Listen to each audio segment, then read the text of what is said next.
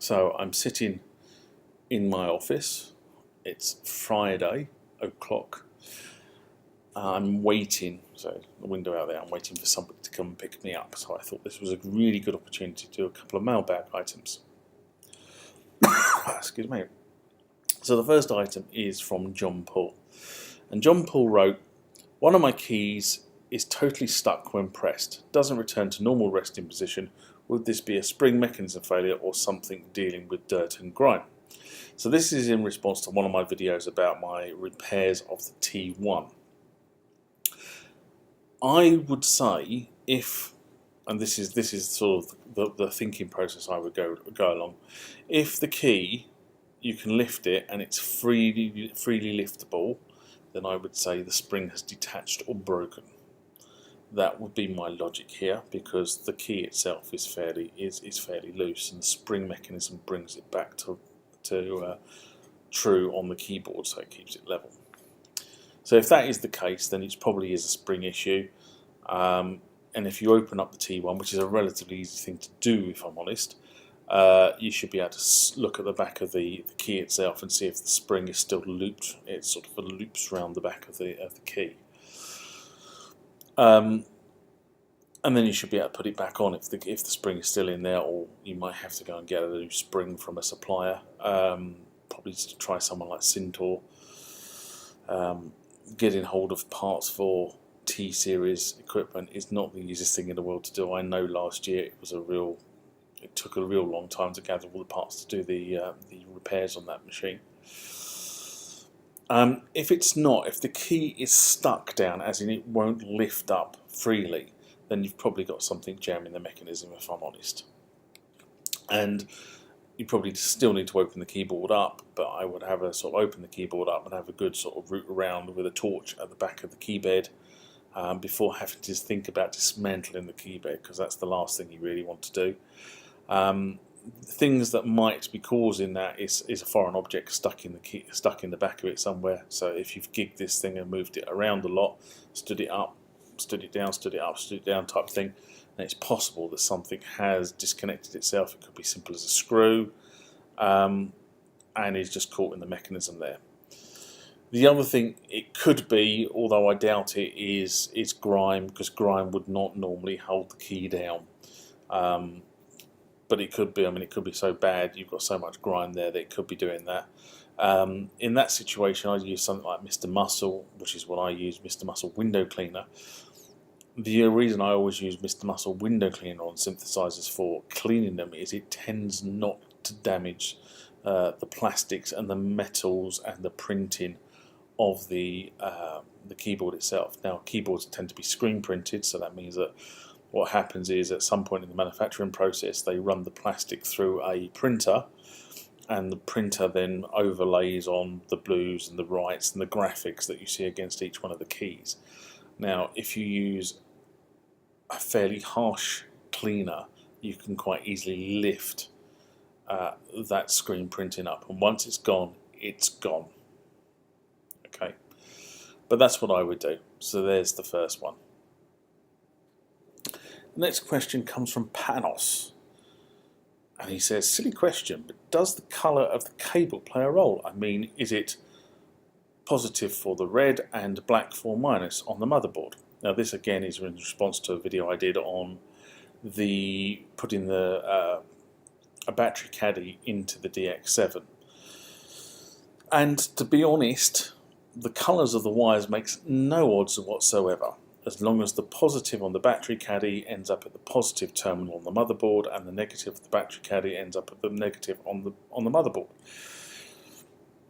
Now, I think red and black is just convention, because red means danger. That's how it's always been. So red being the live conductor, or the positive conductor in this case, and black was always the neutral or the zero conductor, or in this case the negative conductor. So that is the reason why it is black and red, and that's the convention that was around when the keyboard was built. Now, nowadays, of course, we've now moved to a convention of blue and brown, where brown is the live wire and blue is the neutral. Now, do you know why we use brown and blue? It's for colourblind people, because red and black, if somebody is colourblind, are very difficult to distinguish, whereas blue and brown are easier to distinguish. There's a small fact. So the next one comes from Gregory. I like the discussion of yours. I perform an A-80s all the time these days. A wonderful enhancement, really increases the enjoyment as upon an LCD screen. I upgraded 3 A-80s with them. They're a little pricey, but so much nicer than the original screens. Go to Reverb and search A-80 graphic display upgrade. Thanks for your videos. Well, thank you, Gregory. That was really kind of you. This was in response to a video I did where I sort of went and acquired an A-80. I think I said that one of the things I was looking to do at that point in time was probably replace the screen. Now, I haven't replaced the screen with a modern LCD screen, but I completely agree with your sentiment. The A-80 does benefit from having a brand new screen inserted. For me, it would probably be a white on blue, because I find that far easier to read in low light, whereas the sort of black on, what is it, sort of green, dirty green, isn't it, is quite difficult to read, especially if you're in low light. Now, I don't gig very much, so for me it really is just an ease of operation thing in the studio or wherever I'm using the A-80. But I have to be honest and say I've now replaced the screen on a number of different keyboards with the white on blue, and each time it's such a vast improvement. I mean, the improvement on the T1 was massive. Now, I had to do it on the T1 because that screen was failing, but believe me, the improvement was absolutely massive. It's so much easier to read. Next question from James. Are the outputs balanced or unbalanced? So this is in reference to, again, a video I did on the DX7. Unfortunately, James, they are unbalanced. I think you need to look at what the DX7 was really designed to do. It was designed to meet the demands of the general musician or the general keyboard player who didn't have sackloads of money. Even though it was incredibly expensive at the time, there were keyboards out there that were far more expensive, and I'm referring to the DX1 and the DX5. Now, both of those keyboards, well, I definitely know the DX1 was balanced.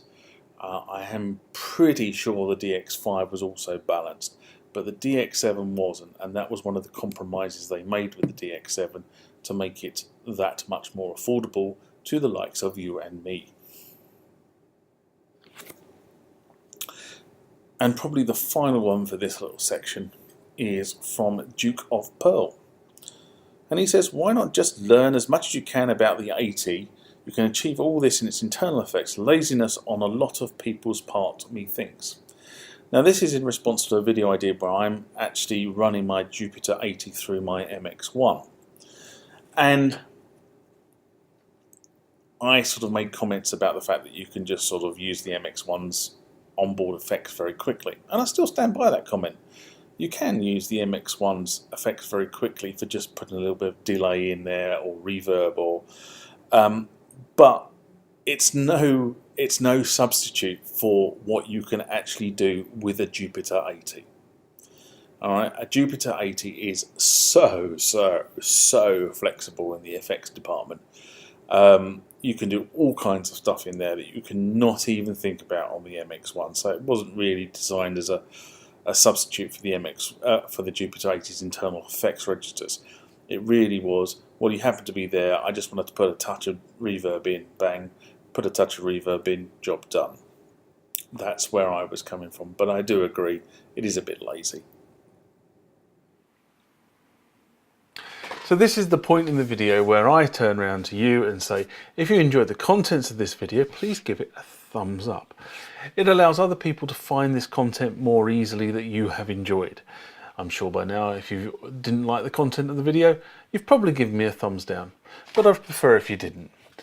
If you'd like to be notified about when I post additional content to this channel, somewhere about here should be the subscription icon. So please click on there and subscribe to the channel.